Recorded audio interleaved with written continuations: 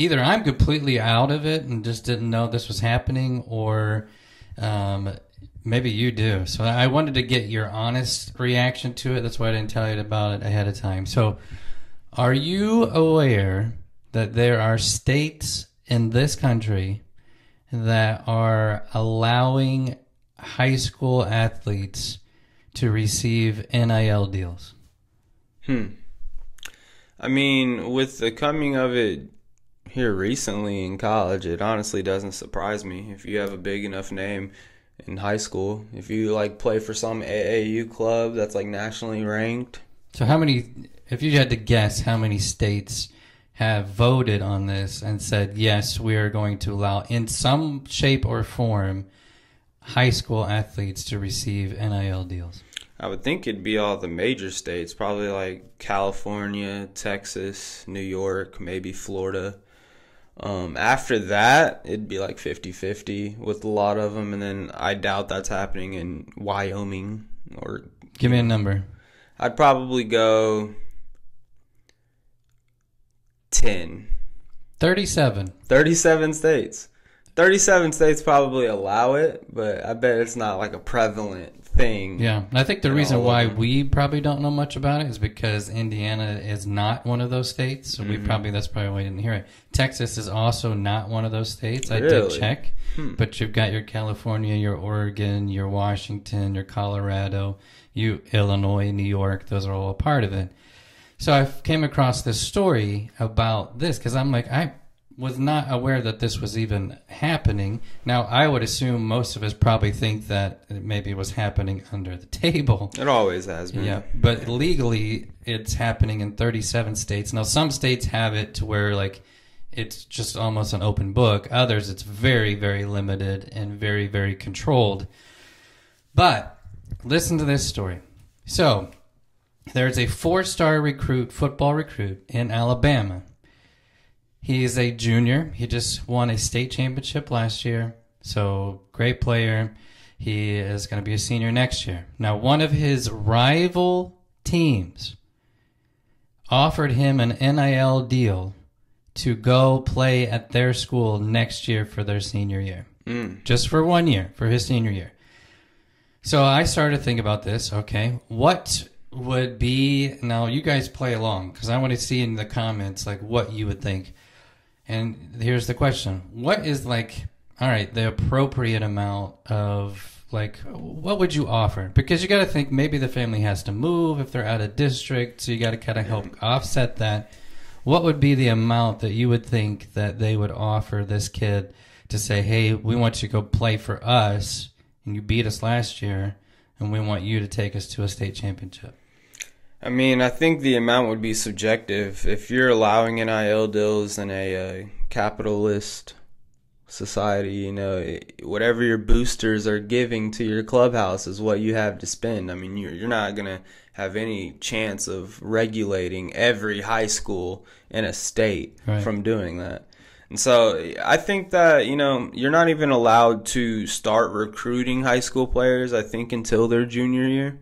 And so with the NIL deal, I mean, it only makes sense that they're able to come towards them and be like, hey, we see a future with you making $1 million starting off your freshman year. And, you know, if you're able to entice one of the young people their junior year already doing that, I think what would be the number, obviously, yeah, paying for moving and stuff. I remember a time when you weren't allowed to recruit out of your district. That wasn't a thing. I mean, even at the place that I worked, the high school in that area, the coach had gotten, I think, stripped from his postseason play for like 2 years. They weren't allowed to play in their tournament because he was a coach in an AAU system, and in the AAU system, he convinced all of his kids to move to his school district where he coached during the school year. And so, you know, there was penalties for that at a certain point. This is completely out of my, you know, area that I'm used to.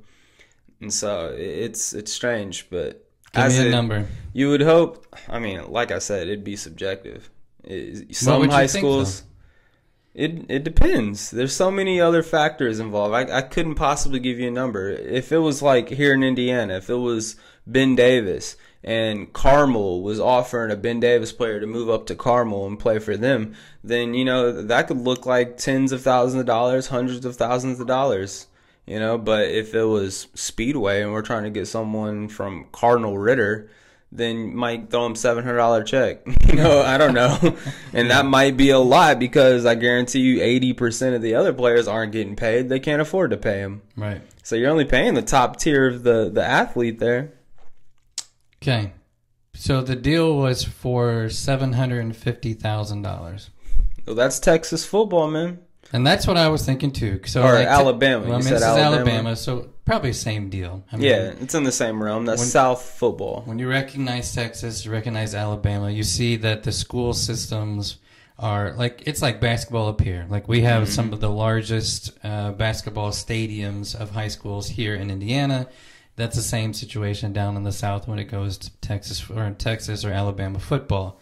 But $750,000 is what they offered this kid to come over and say, hey, you're going to play for us for 1 year football. The college landscape is not only, we'll get into this a little bit later with college players going into the NFL and kind of how NIL and, people feeling like they're entitled to some type of finances already can impact them on the NFL side of things. But I think also the NIL stuff from college is leaking downward too into these high school kids where they're no longer going to their favorite school. I grew up a Michigan fan, if Michigan gives me an offer, I'm going to go there. No, if Ohio State's offering me $7 million and Michigan's only offering me $4 million, $7 million is generational. I'm going to go there. That's kind of like how it can leak down into the high school. This money is going to impact where you're going. It used to be based off of coach prestige, the school prestige, and, your opportunity to play. How soon will it come? I think a lot of people would be like, I can ride the bench for 3 years making $1 million. I'm completely fine with that. Now they would. Yeah. Yep. So, yeah, I think it's going to impact both ways, man. It's crazy to hear at the college level. I don't think it should be legal for people under 18 to be able to make deals like this. We see what happens to childhood stars when it comes to Hollywood and stuff like that. Eventually they turn 15 and try to sign emancipation papers so that they can, it splits families apart. Yeah. Because, if an entire family is depending on the child to be paying the bills and stuff like that, that's not a healthy family. Right. So, I saw that number and I thought I couldn't even wrap, because here's the twist to the whole thing. He turned it down because, and of course the coach gets on in this article and is basically saying, well, he's loyal to this group, he's loyal to this high school, which maybe he is, but you would also probably think, well, he's clearly going to be getting something from that high school to stick around. That'd be my question. How much is he getting paid there? Because how do you turn down $750,000 for your family? That would change any family at that point. Regardless of how much money you have. But here's my thing. I want to take it from a business perspective. Okay, so you and I own the Kay and Isaac podcast. So you and I could go over to Purdue University right now and we could connect with an athlete and say, hey, we're going to give you X amount of, if we had money, we could go over and say, I'm rolling in money, dude. What are you talking about? we could say, hey, we're going to give you X amount of money, but we want, there's always a return. Mm-hmm. We want some type of representation to where you're wearing our apparel when you go around campus, when you're working out. If you're in an interview, you say our name, you do that kind of stuff, because we want a return on that money to where whatever that X amount is, we get that back, but we also get more. We get that publicity. Here's the question, and this is what, maybe it's different down in Alabama, but what is a high school going to be able to get out of a high school student for $750,000? How could you possibly get a return on that kind of money to where it benefits your program? Now, maybe, I don't know this, but I'm pretty sure it doesn't happen here, but does a high school, if they win a state championship, do they get some extra funding from the state or something like that for their program? Maybe that is something that's down there, but I'm just like, you can't go and say, okay, we're going to raise our ticket prices from $5 to $6, or we're going to make up the difference, because you're paying $8 to $9 or $10 or whatever it is. No, that's Indiana, man. Which maybe you go to Texas, it's probably like $40, $50 a ticket if you're not a student. Yeah, which again, that makes sense because they do have like college-sized stadiums for high school games, but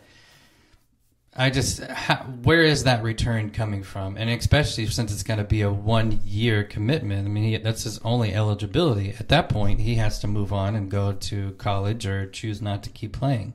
Yeah. But I just don't know how you get that return on investment and not set a precedent that then say, hey, like, other kids are going to start asking or demanding that this kind of money comes their direction. And this is a 4-star recruit. I know from the video game, there's 5 stars, so he's not even the best. Not even the best.